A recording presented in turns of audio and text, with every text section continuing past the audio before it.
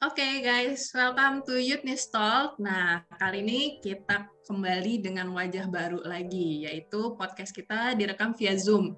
Nah, kenapa kita rekamnya via Zoom, teman-teman? Ya, karena kita juga menghargai bahwa sekarang situasinya lagi kurang kondusif untuk kita datang-datang, keluar-keluar rumah, dan sebagainya gitu ya. Jadi, kita rekamnya dari rumah masing-masing. Tapi tentunya rekam dari rumah masing-masing tidak mengurangi kualitas pembicaraan kita tentunya ya dibandingkan dengan kalau kita rekamannya onsite gitu ya. Jadi hari ini kita kedatangan tamu yang tentu mungkin bagi beberapa teman-teman ini tamu yang cukup dinanti-nantikan ya karena sudah lama nggak main ke tempat kita ke Sunter ya. Tapi yuk check it out, hari ini gue bakal ngobrol-ngobrol sama seorang tamu narasumber ya.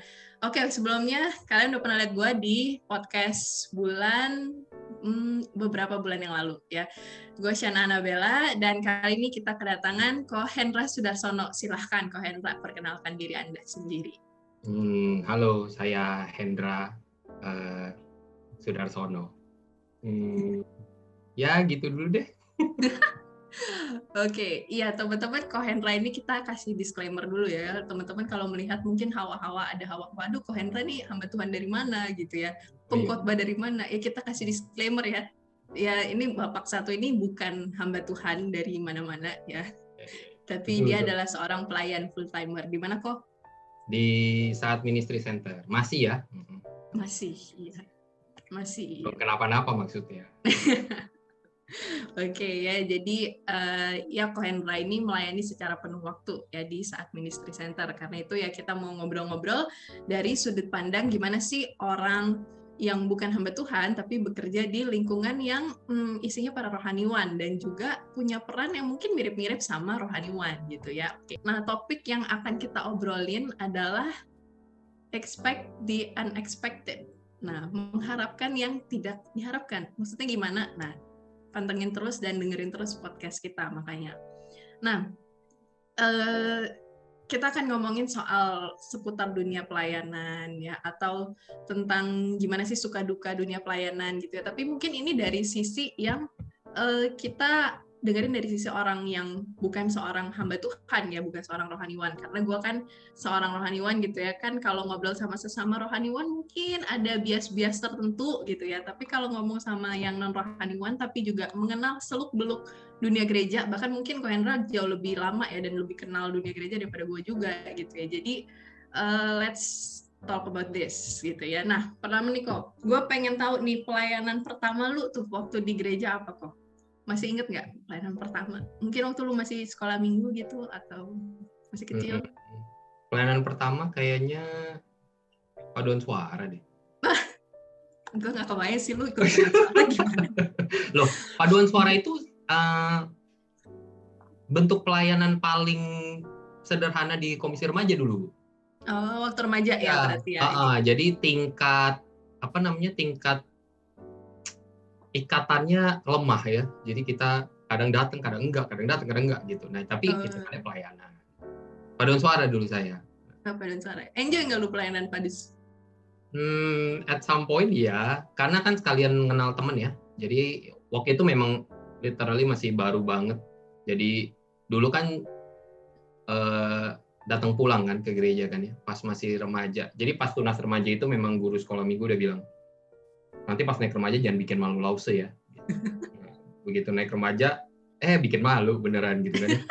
Nggak pelayanan, pulang pergi doang. Nah akhirnya keikat sama paduan suaranya. Karena dulu ada yang namanya PTT itu, Persekutuan Tidak Tetap namanya. Oh wow, oke. PTT. Ya kan? Catet. Jadi mungkin beda istilah kali ya. Nah dari PTT itu ke KTB. Nah dari PTT itu ketemuan, lalu diajakin paduan suara semua. Ya sudah. Oh, berarti paduan suara menjadi sebuah momen gitu ya, momen bisa dibilang batu peringatan pertama ya, sebuah jebakan pertama lah ya. Jebakan pertama untuk setelah terjun ke banyak dunia jebakan pelayanan. lainnya setelah itu ya.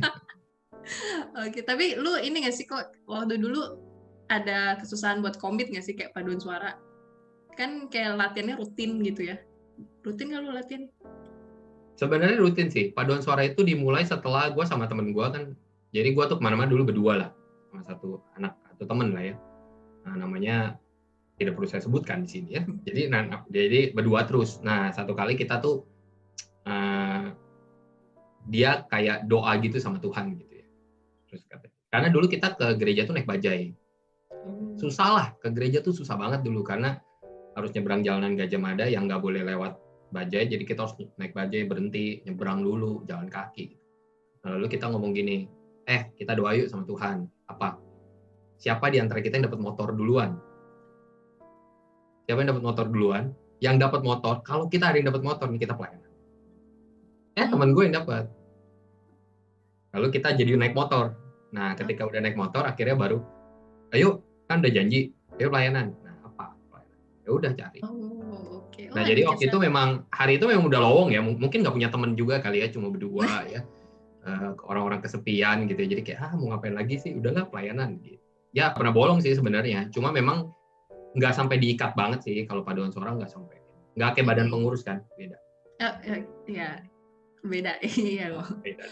Ada cerita dramatis ya. Jadi dari siapa yang dapat motor duluan, pelayanan gitu ya. Tapi Tuhan bayarnya ke dia sih, dia yang dapat. Jadi saya tukang tebengan aja. Saya tukang tebengan. Jadi kita berdua ke gereja selalu berdua. Pelayanan selalu berdua, bentuknya selalu sama dulu. Oke. Nah, waktu lu pelayanan di gereja, kan awal-awal kan terjun di paduan suara gitu ya. Lu gimana lu melihat pelatih paduan suara lu gitu, atau apakah lu melihatnya ya udah dia cuma pelatih aja gitu, cuman ya yang melatih suara gue supaya ya harap-harap lebih baik gitu ya, atau lu kayak wah ini sosoknya yang gue ekspektasi punya peran juga nih di dalam kehidupan kerohanian gue gitu, ada nggak? Kalau yang punya sosok seperti itu sih bukan pelatih paduan suara ya, jadi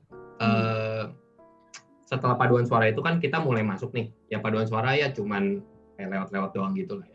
Cuma jadi kenal temen. Nah, ada satu senior itu yang narik gua untuk ibaratnya apa ya? Ya, gua nggak bisa bilang dia juga ngebentuk tim KTB sama gua dan teman-teman gua, enggak. Tapi dia tuh yang ngajakin kita untuk ayo ikutan bantuin pelayanan multimedia. Multimedia. Multimedia. Nah, jadinya hari itu gua pegang mixer video setiap hari Minggu gitu loh. Nah, dari senior inilah kita belajar yang namanya pelayanan dan bayar harga dari orang ini. Gitu.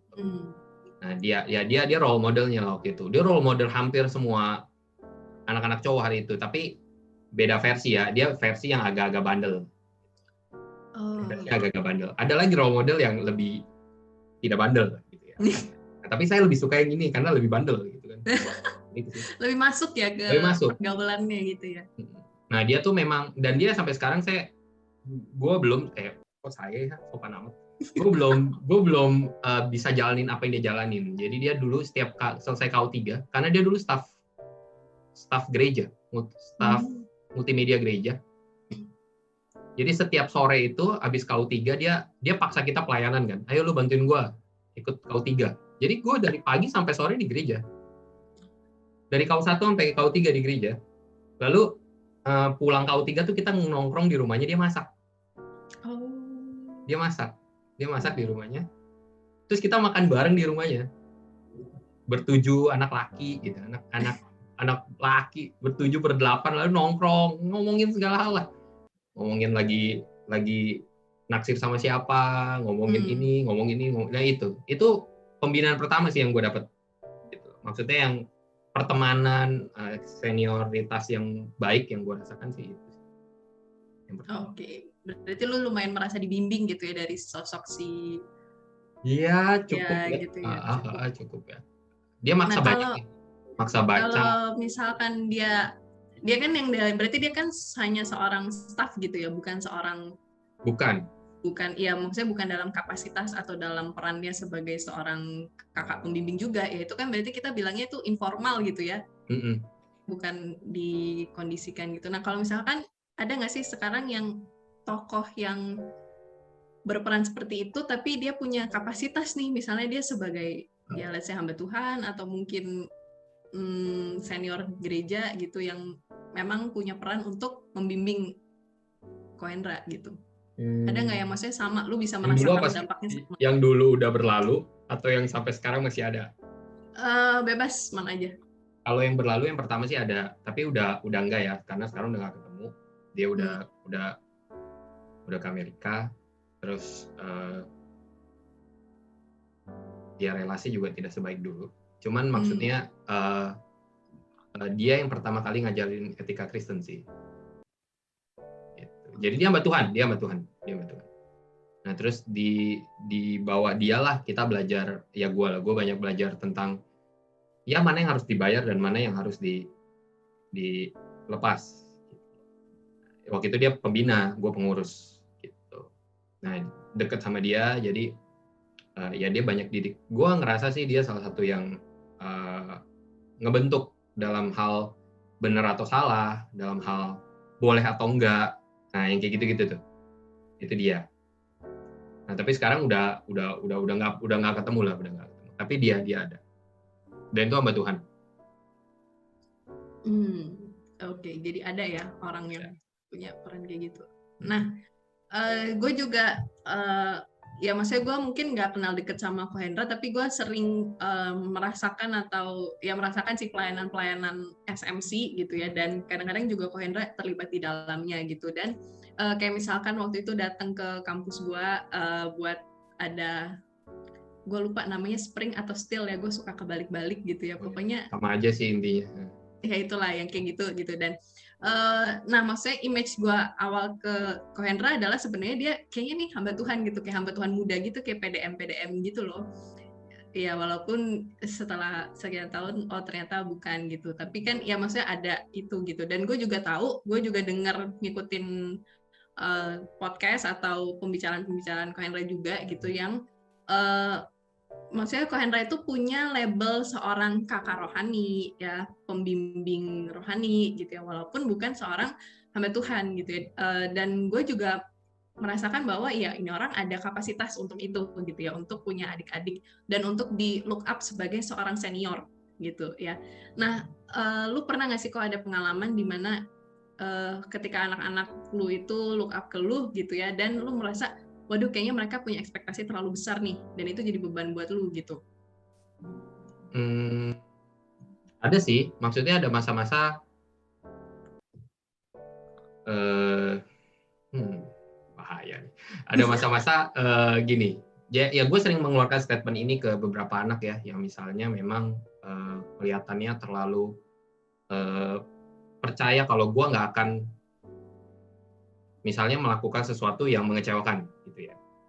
Nah itu sempat keluar tuh dari kalimat-kalimat beberapa teman pemuda ya, karena sekarang saya sudah tidak muda lagi harusnya, beberapa teman pemuda ya. Nah lalu setiap kali saya dengar yang kayak gitu tuh saya selalu bilang, gue tuh selalu bilang gini, aduh lu ya, maksudnya udah, gue tuh pasti ada salahnya nanti gitu. One day lu akan menemukan gue semengecewakan itu, dan lu harus ingat, jadi lu harus look up-nya tuh bukan gue tuh hidup bebas banget gitu, maksudnya kayak gue mau ngomong, gue mau makan gitu ya. Jadi dibandingkan dengan Abel ya, statusnya hamba Tuhan kan ada banyak yang tidak boleh dong ya kan ya. Nah sementara kalau saya kan ibaratnya hanya perlu memperhatikan beberapa orang yang tidak boleh saya sentuh, sisanya ya saya sentuh gitu ya. Nah jadi ibaratnya gue bilang sama anak-anak ini untuk jangan meng-idol gue dalam tanda kutip, walaupun belum sampai idol yang kayak gimana ya, cuman maksudnya kalau sudah mulai ada arah-arah sana sih biasanya pasti gue ingetin, one day lu akan menemukan gue tuh mengecewakan yang sangat lu kecewa banget. Nah saat itu lu baru tahu kalau harusnya bukan gue yang ada di idol itu, harusnya Tuhannya. Lu harusnya ngelihat gue, lu lihat Tuhannya. Kalau lu lihat gue-nya, itu udah pasti gagal. Gitu. Nah itu sempat berapa kali gue ngomong kayak gitu ke beberapa anak, beberapa teman. Gitu. Nah lu sendiri berarti kalau misalkan lu berarti gini, lu ngomong gitu ke anak-anak dan ya mungkin mereka belum sampai over idolize gitu ya, belum sampai kayak Ko Hendra segalanya gitu. Iya ya, betul. Cuma beberapa orang ngomong ke gua, ini anak, misalnya ini anak, kenapa sih selalu lu Iya, Kohendra kayak gitu. Lu Kohendra tau gitu dari ya. mana tuh mereka tuh kayaknya nih anak udah mulai ada kecenderungan Ya kayak dari gitu gitu. orang, cuma biasa orangnya juga gue ledekin lagi sih, kan gue iseng ya. Jadi misalnya orangnya ngomong gini, kenapa sih harus kata Kohen, kata Kohen, kata Kohen? Mana kata Tuhan dia? Dia bilang kayak gitu. Nah terus gue akan bilang, ya mungkin dia maunya kata dia, bukan kata Kohen. Mencatut nama ya. Iya benar mencatut nama. Cuma maksudnya ya ketika momen seperti itu muncul ya gue bilang, gue akan ngomong sama anaknya gitu. Gue bilang, ya memang harusnya kata Tuhan sih, bukan kata Kohen. Kenapa harus kata Kohen? Kan Kohen ngomong apa yang misalnya kalau kita lagi bahas sebuah topik di Alkitab atau sebuah topik tentang pandangan Kristen, ya itu kan pandangan Kristen bukan pandangan Hendra kan. Nah harusnya menyadari itu dong, bukan kata Kohen loh, bukan kata Kohen, itu kata semua orang yang berabad-abad lalu cuma Kohen kutip. Itu kan jelas kalau kayak gitu. Nah itu ada sih sempat beberapa kali begitu. Jadi agak bermain hati-hati lah zaman sekarang. Oke. Berarti ya lu bisa ngerem lah ya sebelum mereka terlanjur mengidolakan Hendra segalanya gitu ya. Iya Atau pernah kok ada yang kayak udah terlanjur dan akhirnya dia menemukan ditabrakan dengan realita bahwa ternyata Hendra semengecewakan itu gitu. Pernah nggak kayak gitu? Belum. Ada sih, ada sampai masa ini. Jadi kalau misalnya gue berapa kali sharing tentang pelayanan anak muda ya, misalnya ditanya, lu pegang berapa anak gitu misalnya, oh enggak banyak lah, misalnya berapa grup aja gitu. Dari berapa grup itu ada yang gagal nggak? Ada yang gagal. Ada yang kecewa nggak sama lu? Ada, karena kadang apa yang mereka mau itu nggak sesuai dengan. Jadi gini, mereka punya frame idea tersendiri terhadap kita nih senior, gitu ya. Terus dia orang ngerasa ketika dia deket sama kita tuh harus paham tentang maunya dia gitu loh. Nah itu yang kayak gitu gue nggak bisa. Yang kayak gitu pasti gue sikat gitu. Maksudnya lo enggak dong, nggak gitu. Kita sikat-sikatan aja. Nah jadinya akhirnya kebanyakan sih kalau yang tahan dan akhirnya menyadari. Tapi kan kita punya value ya. Maksudnya kita punya reason kenapa gue keras di part yang ini, bukan sekedar gue iseng misalnya kayak gitu, enggak dong. Nah kalau reason gue lu nggak bisa terima, lu mau pergi, ya udah, gue sih gitu. Jadi gue bukan tipikal yang ayo dong jangan pergi dong, ayo dong jangan pergi dong, gue nggak gitu. Cuma maksudnya karena gue ingat kata Jason Ray ya, itu pembina di BSD ya. Jason Ray ngomong gini, anak Tuhan tuh cuma dua. Yang pertama itu anak yang hilang, nanti dia pulang sendiri. Nah yang kedua itu domba yang hilang dijemput Tuhan. Lah kan kita bukan Tuhan kan. Ya udah biarinin aja gitu. Ya toh itu nanti story-nya dia gitu. Tapi selama kita balik ke etika Kristen ya, maksud gue kita punya landasan yang sama, patokan yang sama, maka kita berbicara tentang konteks yang sama. Bukan karena egois gue marahin dia, enggak sih. Gitu sih. Pernah ada yang kayak gitu, jadi kayak ternyata Kohendra begini, oh ya memang kayak gini, terus kenapa emang kenapa? Ya nggak suka, ya udah, nggak suka ya sudah, nggak apa-apa juga gitu. Tapi mostly tuh ya ketika ada anak yang kayak gitu kan lu tadi bilang ya kok, kalau misalnya ada nggak yang gagal, ada gitu ya. Nah ketika mereka gagal, lu pernah nyesel nggak sih kok kayak aduh gitu harusnya gitu, pernah nggak? Pernah dong, pernah. Beberapa kali lah, dan setiap kali nyesel itu kita kadang kontak ya. Ya ada beberapa kasus lah ya, gue ya ternyata hati tidak sebaja itu ya. Kayak aduh kontak deh. Nah tapi ternyata anaknya misalnya masih angry lah, masih keras. Ya sudah gitu. Jadi kadang memang ada part di mana guanya juga keras kayak udahlah gue udah melakukan kok sesuatu. Tapi ada masa di mana gue kayak, aduh apa gue kurang ya melakukan sesuatu. Nah ya udah, no hard feeling ya, kita lakukan aja. Lebih ke situ sih kalau gue. I see. Oke, nah jadi gini nih guys, sampai sini kan kita bisa melihat ya, jadi kita udah dapat ya frameworknya Kohendra yang sebelumnya pernah jadi seorang junior ya yang punya senior gitu ya, dan sekarang Kohendra juga seorang senior yang punya anak-anak junior gitu ya, jadi ada seperti ada discipleship juga di sini gitu ya, yang dulunya dibimbing, kini membimbing gitu. Yang dulu dipimpin, kini memimpin ya. Jadi kita bisa lihat bahwa narasumber kita ini punya point of view dari dua sisi itu. Nah, sekarang gue pengen nanya nih ke Ko Hendra nih. Pernah nggak sih lu tuh ketika lu look up ke seorang pemimpin rohani gitu ya, ke kakak rohani atau hamba Tuhan mungkin, dan lu ternyata menemukan bahwa orang itu melakukan sebuah kesalahan besar gitu ya, kesalahan besar, dan at the moment respon pertama lu adalah hah gitu, kayak yang benar aja gitu. Maksudnya itu yang sampai wow, are you really gitu, kayak gitu, pernah nggak? Pernah dong. Ya, maksudnya Banyak itu bahkan. menyangkut hal yang prinsip gitu loh, kayak hah lu yang bener aja, Iya, lu hamba benar. Tuhan begini gitu, atau lu mentor gue lu Iya, iya. begini. Banyak kali ya.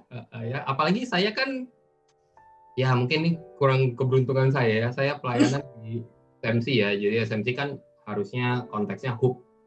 Kita tuh hub di Jakarta gitu loh. Jadi kita tuh tempat orang nempel. Kalau gereja butuh apa, bisa nempel ke SMC. Misalnya apa, kita bisa bantuin gitu.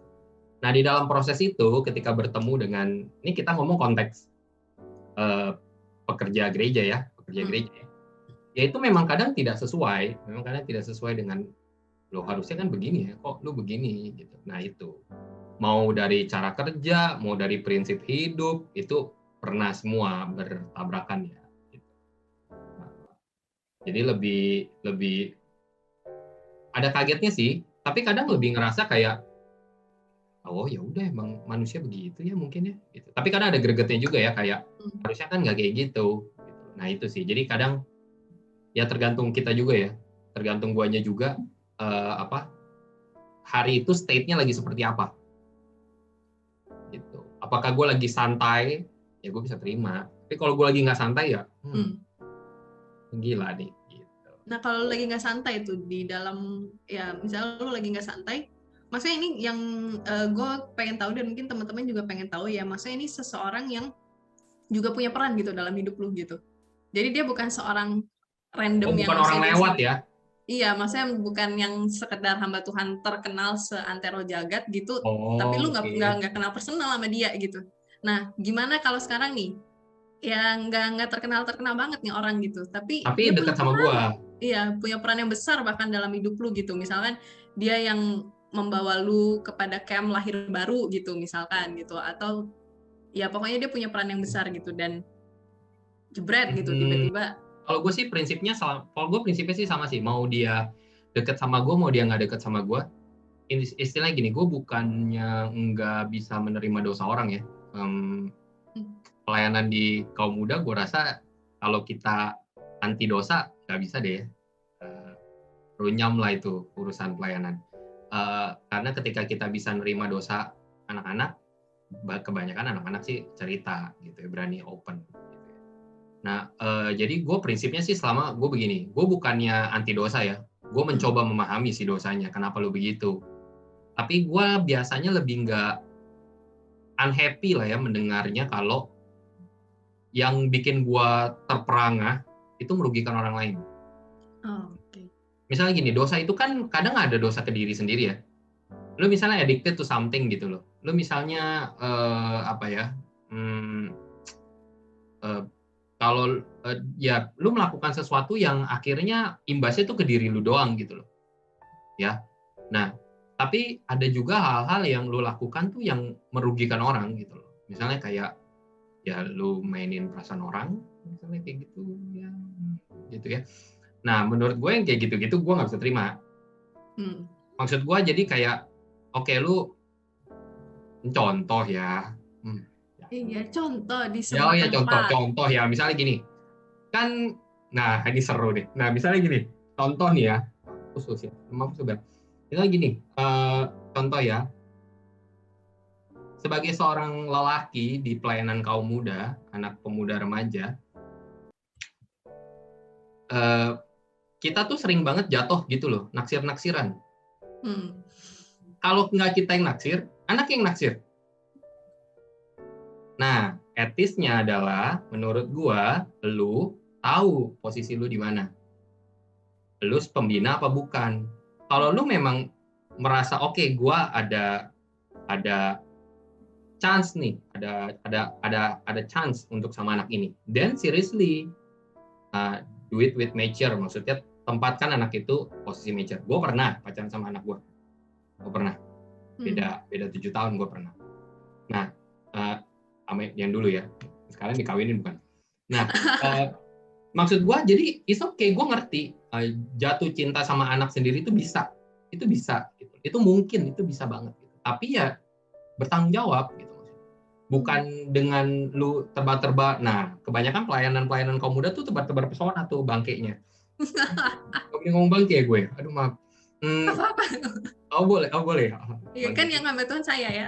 Oh iya benar. Nah jadi kayak kita tuh kadang, nah ini contoh ya. Jadi gue nggak bisa terima kalau mereka udah tebar-tebar pesona, lalu tidak mengakui kalau mereka tebar pesona, atau yang kedua mereka mengatakan kalau ini gue penyakit gitu. Nah itu gue benci banget yang kayak gitu. Yang kayak gitu gue nggak bisa terima tuh. Itu gue nggak bakal bisa terima. Maksud gue, lu harusnya ngerti posisi lu. Nah, nangkep ya contohnya ya. Apalagi kalau kita sebagai senior, kita ada di situ, harusnya kita tahu when we have to stop. Karena ini melibatkan hati orang kan. Iya. Nah, kalau lu yang jatuh cinta sama anaknya nggak mau sama lu tersiksa sendiri, itu urusan lu. Gue ketawain lu gitu loh. Rasain lu sama anak bocah dimainin. Lah ini kan lu kan lebih dewasa dari anak-anak ini, kenapa lu mainin? Itu. Wah ini seru nih. Nah itu ya, jadi itu ya. Jadi itulah contohnya. Visual gue udah langsung ya itu loh. Jadi maksudnya apakah merugikan orang lain atau diri lu sendiri gitu loh. Gue patokannya sih itu aja. Kalau ternyata yang dirugikan udah banyak banget gitu ya, wah itu sih menurut gue kita sikat aja. Gitu. Oke, iya nangkep ya. Dan semoga teman-teman yang dengerin ini juga nangkep ya. Jadi kalau menurut Ko Hendra ya itu tadi ya, ada yang merugikan orang lain dan merugikan diri sendiri gitu ya. Yang merugikan orang lain tuh biasanya lebih susah ditolerir gitu ya. Iya sih. Menurut gue ya.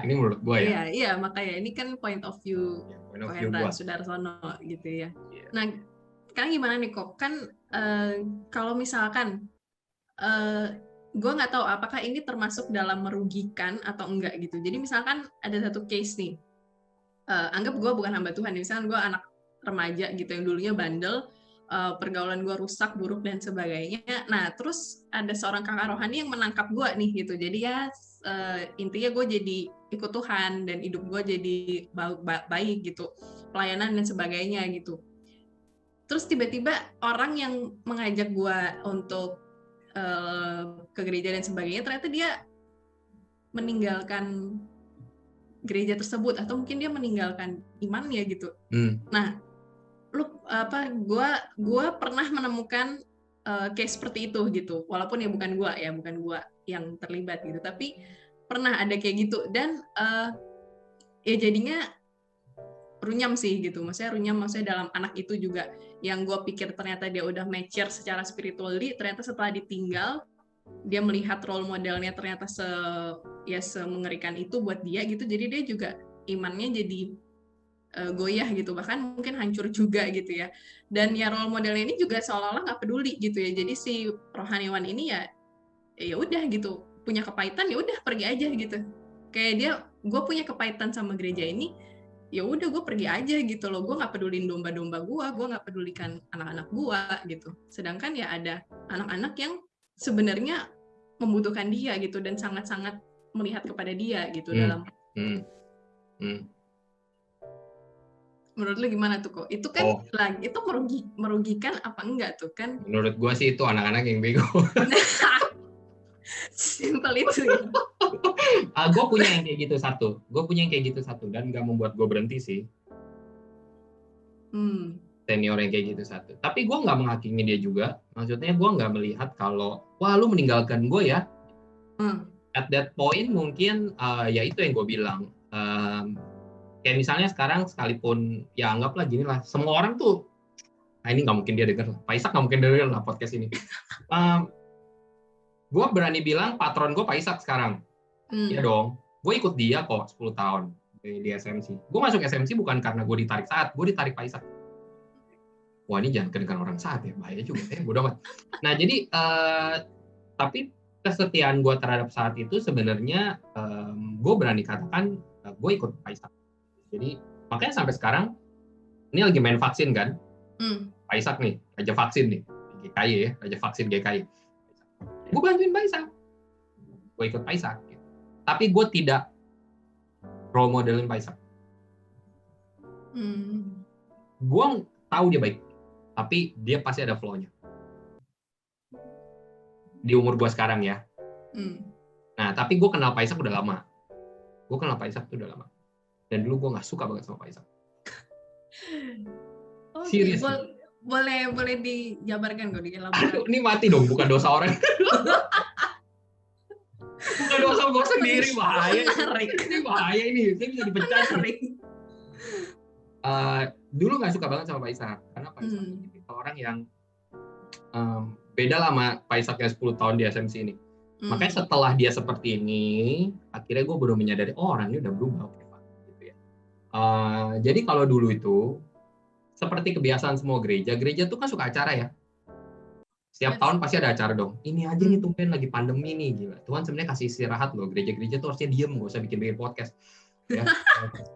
Istirahat aja udah, ngapain sih bikin YouTube, udah tidur. Ya, tidur udah cukup. Lu nggak capek gitu ya. Maksudnya Tuhan mungkin. Sarkasme saya. Nah, lupa gue jadi. Oh ya. Nah, karena ada acara-acara, nah, Pak Ishak kan sekarang dikenal sebagai raja vaksin. Dulu tuh raja acara, Pak Ishak. Latar belakang Pak Ishak tuh dulu kerja marketing. Jadi wajar sekali dia jago bikin acara. Jago banget dia. Idenya macem-macem. Bisa main air terjun di panggung, bisa main macem-macem dah gitu. Saya ikutin dia udah lama. Nah, tapi dulu itu yang saya nggak suka dari Pak Ishak adalah dia tuh hit and run. Bikin acara gede, pergi dia. Dia nggak di situ sama anak-anak. Jadi dia pergi. Wah, acaranya gede, 400-500 anak muda dikumpulin setiap tahun. Dia pergi. Bikin dia pergi. Wah, nggak suka banget sama dia. Karena setiap kali dia udah bikin, anak-anak kecapean, kita yang ngurusin komisi pemuda. Pengurus yang ngurusin. Capek kan? Dia enak bikin acara. Nah, itu gue nggak suka banget sama dia. Nah, terakhir gue sampaikan pas tahun 2011-2012 lah. Gue ngomong dia, gue dulu nggak suka banget tuh sama lu, gue dulu gitu. Dia kayak, hah serius? Kenapa nih? Gitu. Ya udah gue ceritain lah gitu. Jadi harusnya dia udah tahu gue nggak suka sama dia soalnya gitu. Nah, tapi akhirnya gue tetap ikut dia karena gue ngelihat ya satu dia mungkin berani bayar harga untuk sesuatu yang mungkin orang lain awalnya lihat kayak vaksin ya. Orang lain yang awalnya lihat, waduh, kayak nggak mungkin nih. Mungkin loh. Jalan. Nah, jadi ada banyak part di titik itu yang gue ngerasa oke, ini adalah orang ya untuk saat ini di dalam hidup gue, di sekitar lingkungan gue, orang terbaik yang bisa gue ikutin. Sampai detik ini ya, di usia gue yang udah 35 tahun, orang kadang ngomong, kapan lu bikin sendiri? Enggak lah. Ketika gue masuk SMC, deal gue adalah, lu punya mimpi apa? Ngomong apa Ishak? Ayo gue bantu lu jadiin. Sampai mimpi lu jadi. Jadi gue nggak mikir sampai nanti giliran gue akan nggak usah lah, kita hidup sederhana aja lah, capek. Nah tapi gue nggak idolize Pak Ishak. Batasnya tapi tipis nggak sih kok antara idolize sama role modeling someone gitu? Iya benar, makanya lah. Cuman maksudnya gini, akhirnya ketika nanti kalau seandainya Pak Ishak tiba-tiba pergi dari GKI misalnya, kecewa nggak? Enggak gue.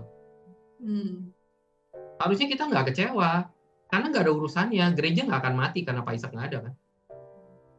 Gereja nggak akan mati karena senior kita pergi kan? Tuhannya di mana? Lo lucu dong berarti kalau misalnya kita marah sama Tuhan karena senior kita pergi. Lah, lu ikut Tuhan apa ikut senior lu? Nah, itu makanya gue bilang bego anak mudanya. Iya, jadi gue kan belain senior. Misalnya seniornya sakit, ya itu urusannya seniornya lah ya. Seniornya pergi lah, sakit hati lah, diputusin ceweknya lah, nipu lah, ngutang lah, main judi lah, kita nggak tahu lah, apapun itulah urusan masing-masing lah ya. Tapi kalau ada junior yang ngelihat itu dan marah sama gereja, itu salah juniornya. Itu yang nggak dewasa berarti. Gereja kan kumpulan orang berdosa, lu kenapa takut ngomong dosa di gereja? Apakah ada persentase kita harus ngomong dosa dan persentase kita harus ngomong anugerah?